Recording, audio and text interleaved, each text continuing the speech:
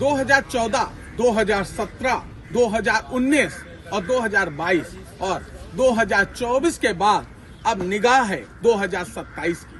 2027 का चुनाव काफी अहम माना जा रहा है राजनीतिक दलों के लिए, क्योंकि 2029 का चुनाव है और 2027 का चुनाव तय करेगा कि दिल्ली की गद्दी पे कौन बैठेगा।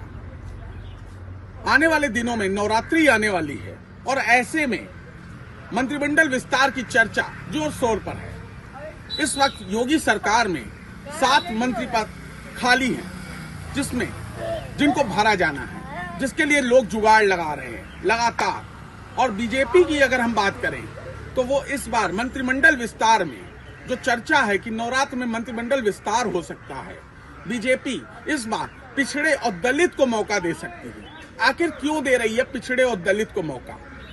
क्योंकि 2024 के चुनाव की बात करें तो अखिलेश यादव का पीडीए यानी पिछड़ा, दलित और अल्पसंख्यक जैसा बताया जाता है, उसने काफी चोट दी बीजेपी को, जिसे लेकर बीजेपी ने खास रणनीति बनाई है। सूत्रों की माने, बीजेपी के सूत्रों की माने तो बीजेपी इस बार मंत्रिमंडल विस्तार में पिछड़े और दलित को निशाना बना सकती है। पिछड़े और दलित के वोट बैंक को साधने के लिए मंत्रिमंडल में जगह दी जा सकती है और सूत्रों की माने तो पूजा पाल को मौका दिया जा सकता है बीजेपी के द्वारा, क्योंकि पूजा पाल ने जमकर तारीफ करी योगी सरकार की।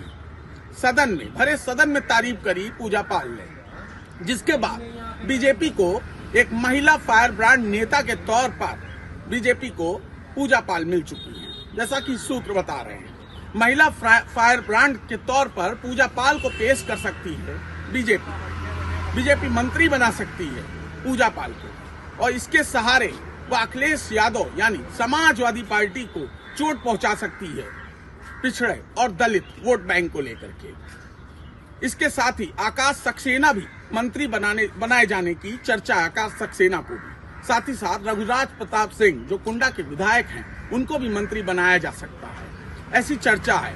डिप्टी सीएम केशव प्रसाद मौर्य को पीडब्ल्यूडी दिया जा सकता है। ऐसी लगातार चर्चाएं हैं और चर्चा का बाजार गर्म है।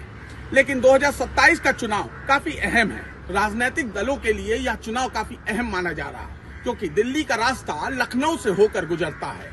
यह बात बिल्कुल सच साबित होती है। और 2024 की जो शिकस्त हुई बीजेपी की, समाजवादी पार्टी ने की, पीडीए जो उनका फार्मूला रहा, वो काफी हद तक हिट साबित हुआ, जिसका तोड़ निकालने के लिए बीजेपी ने एक खास रणनीति बनाई है कि आने वाले नवरात्र में, जैसा कि चर्चा है कि आने वाले नवरात्र में मंत्रिमंडल का विस्तार किया जा सकता है और नए चेहरों को मौका दिया जा सकता है, जिसमें भूपेंद्र चौधरी का भी नाम सामने आ रहा है कि भूपेंद्र चौधरी भी मंत्री बनाए जा सकते हैं, आकाश सक्सेना मंत्री बनाए जा सकते हैं। और वहीं पूजा पाल जो भी निष्कासन हुआ, समाजवादी पार्टी ने उनका निष्कासन किया और भरे सदन में योगी सरकार की जमकर तारीफ की।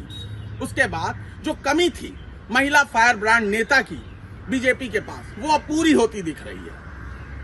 लगातार पूजा पाल को प्रमोट कर सकती है बीजेपी और अखिलेश यादव का जो पीडीए यानी पिछड़ा और दलित, इसके वोट बैंक को साध सकती है बीजेपी पूजा पाल को आगे करके।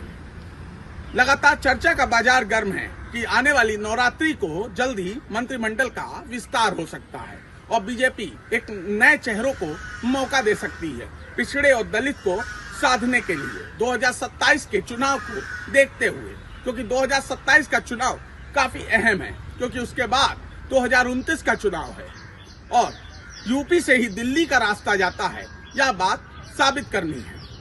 इसके साथ ही साथ बीजेपी हैट्रिक लगाने के लिए पूरी तरह कटिबद्ध है कि वो इस बार 2017, 2022 और अब 2027 में वह हैट्रिक लगा सके योगी सरकार। वहीं समाजवादी पार्टी काफी उत्साहित है 2024 के रिजल्ट को देखते हुए। जो उनका पीडीए एजेंडा है उसको वो जोर शोर से उठा रही है। अब देखना ये है कि नवरात्र में, आने वाले नवरात्र में क्या मंत्रिमंडल विस्तार होता है, क्या पूजा पाल को जगह मिलती है, किन किन नए चेहरों को जगह मिलती है, या आने वाला वक्त बताएगा। कैमरामैन सुमित के साथ सुधांशु पुरी, नव भारत के लिए लखनऊ।